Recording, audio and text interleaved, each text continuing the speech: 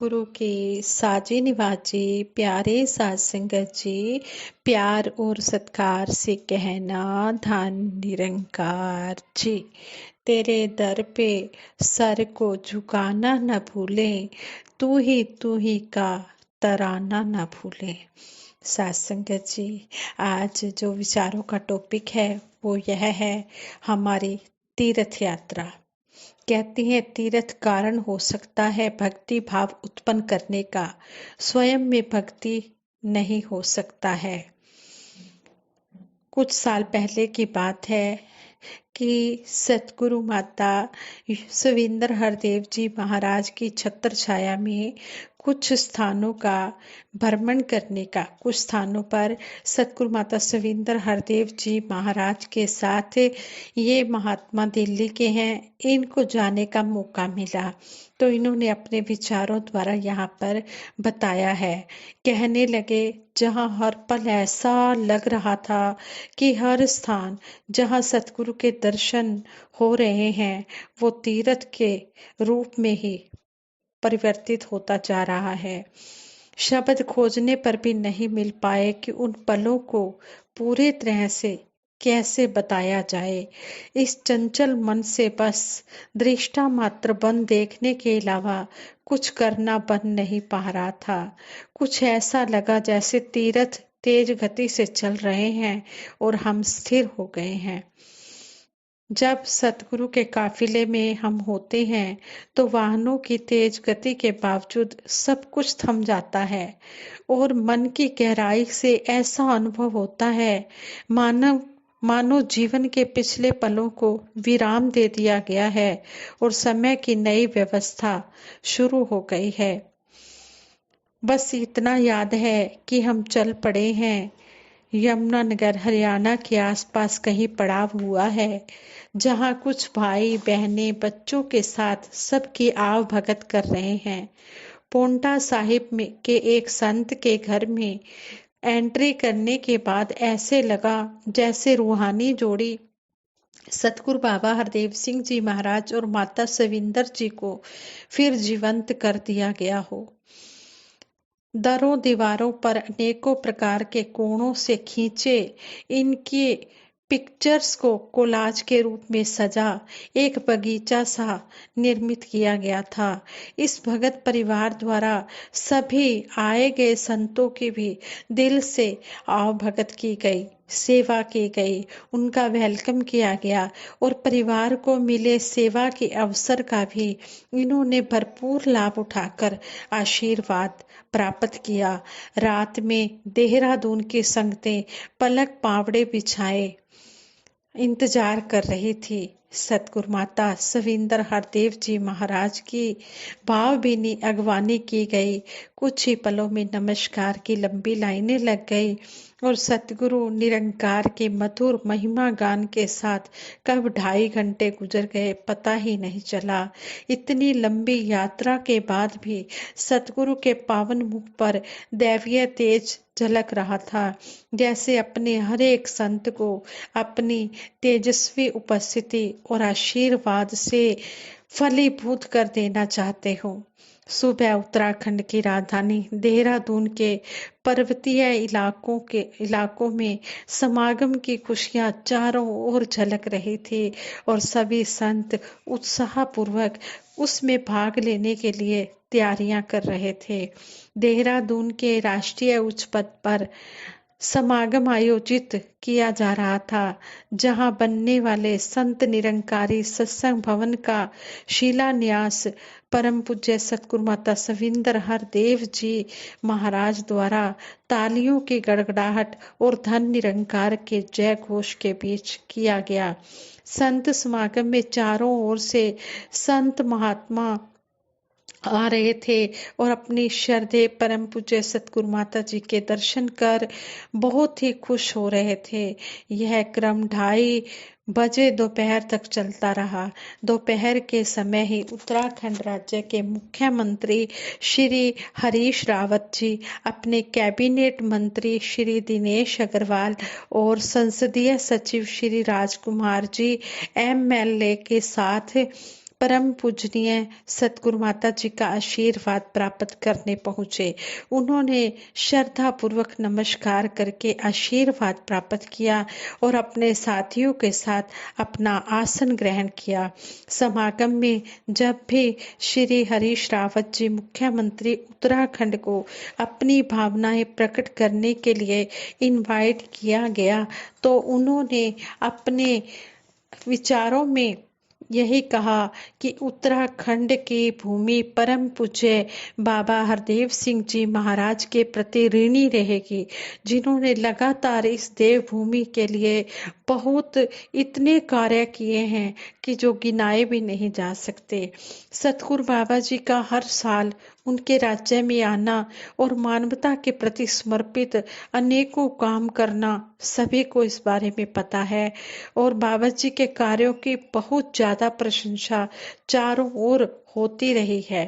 श्री हरीश रावत जी ने कहा कि परम पूज्य बाबा जी के दैवी स्वरूप और अनंत सामाजिक और आध्यात्मिक कार्यों को स्वीकारते और मान्यता प्रदान करते हुए उनकी सरकार ने मसूरी के कैमल बैक रोड का नाम बाबा हरदेव सिंह मार्ग के रूप में किया है। साथ ही मंसूरी में नव निर्माण किए जाने वाले टाउन हॉल का नाम भी बाबा हरदेव सिंह टाउन हॉल के रूप में किया गया है।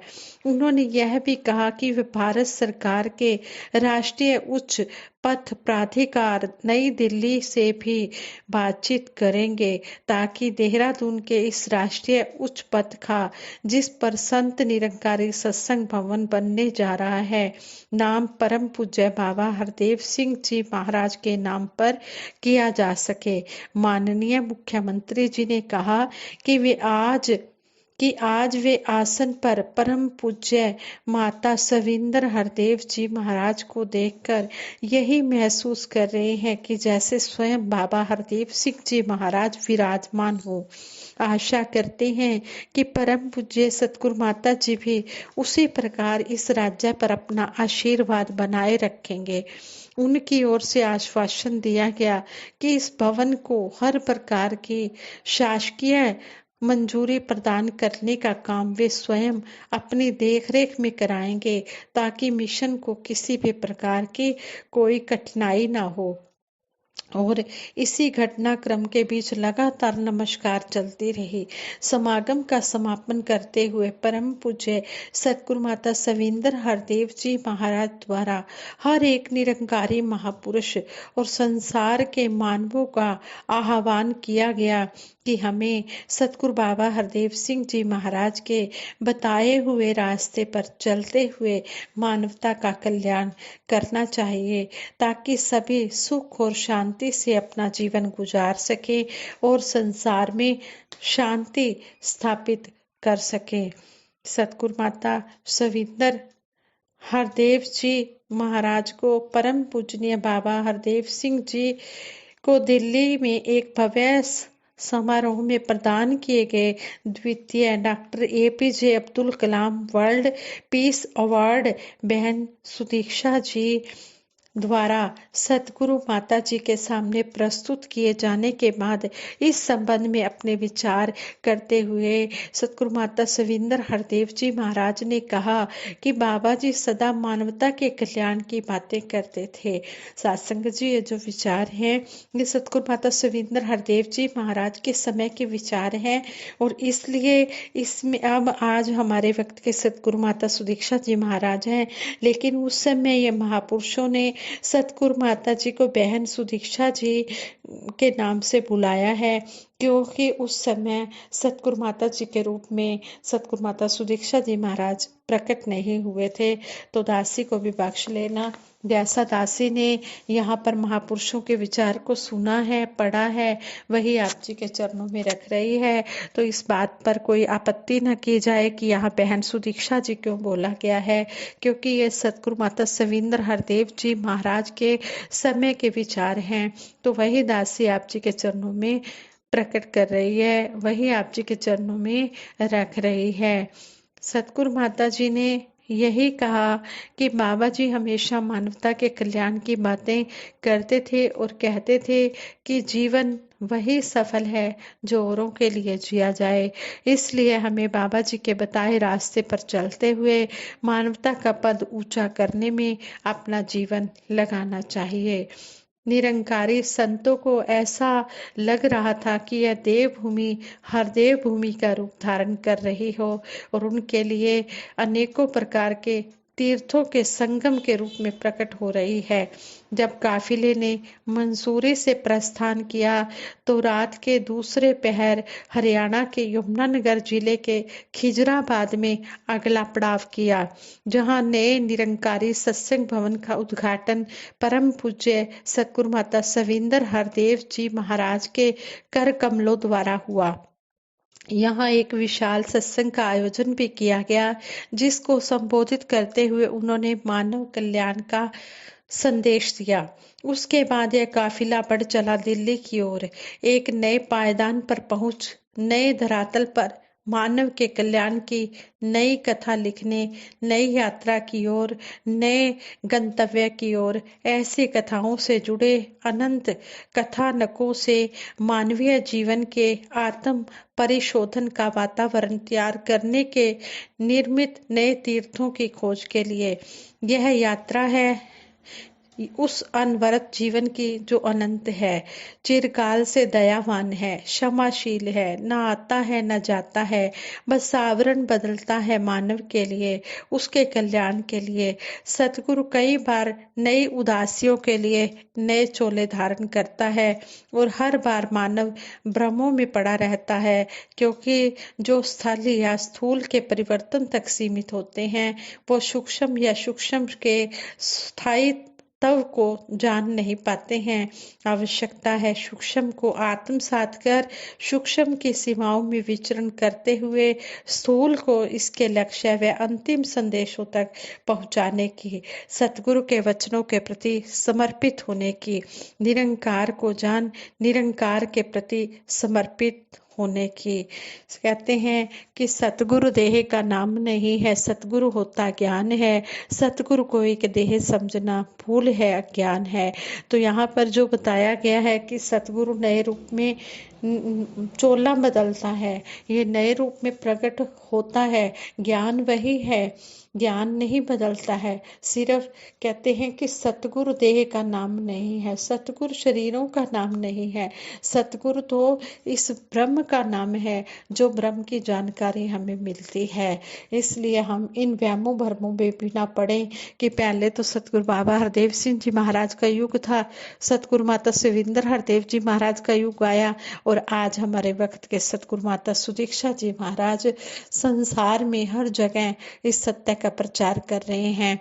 तो हमने इस ज्ञान पर पूरी तरह से चलना है, हमने शरीरों में नहीं पड़ना है। सतगुरु आज भी है और पहले भी था, आगे भी रहेगा। ये सतगुरु कहते हैं कि देह का नाम नहीं है, सतगुरु तो ज्ञान होता है। हमने इस ज्ञान पर पूरी तरह से चलते चले जाना है। हमने सतगुरु के वचनों को सुनना है और अपने जीवन में धारण करना है कि सतगुरु हमें क्या समझाना चाह रहे हैं।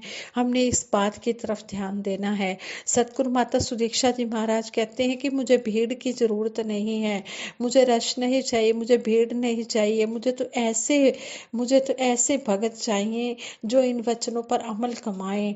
ये नहीं कि हम सत्संग में तो जा रहे हैं, हम उस भीड़ का हिस्सा बन रहे हैं, लेकिन सत्संग में जो बातें आ रही हैं उन पर हम अमल ही नहीं कर रहे हैं और दिखा रहे हैं कि हम तो सत्संग में जा रहे हैं, हम तो बहुत बड़े सत्संगी हैं। नहीं, सतगुरु माता जी कहते हैं कि हमने मन वचन कर्म से एक होकर इन वचनों को अपने जीवन में अपनाना है, ताकि जो संसारी लोग हैं, संसार के लोग देख कर कहें कि वाकई में ही ये उनको बताना ही ना पड़े कि हम ज्ञानवान हैं, उनको हमारे कर्म देखकर ही पता चल जाए कि वाकई में ही ये ज्ञानी हैं, ये इन्होंने ज्ञान लिया हुआ है और वो ये जानने के लिए उत्सुक हो जाए कि ये किस गुरु के शिष्य हैं। जिनके शिष्य इतने अच्छे हैं तो उनका गुरु कितना अच्छा होगा। आज सतगुरु माता जी यही चाहते हैं, युगों युगों से गुरु पीर पैगंबर यही चाहते रहे हैं कि ज्ञान कर्म में ढल जाए तो जीवन का श्रृंगार बने, कि ज्ञान के अनुसार कर्म करने हैं और अपने जीवन का श्रृंगार करना है। साथ संगत जी, ये विचार करते हुए दासी से बहुत सी गलतियां भी हुई होंगी। दासी उन गलतियों के लिए आप जी से क्षमा मांगती है और आगे के लिए सद्बुद्धि, सद्विचार, सद्मार्ग आप जी से मांगती है। दासी को आशीर्वाद देना कि अंतिम श्वासों तक आप जी के चरणों में जुड़ी रहे। साथ संगत जी, प्रेम से कहना, धन निरंकार जी।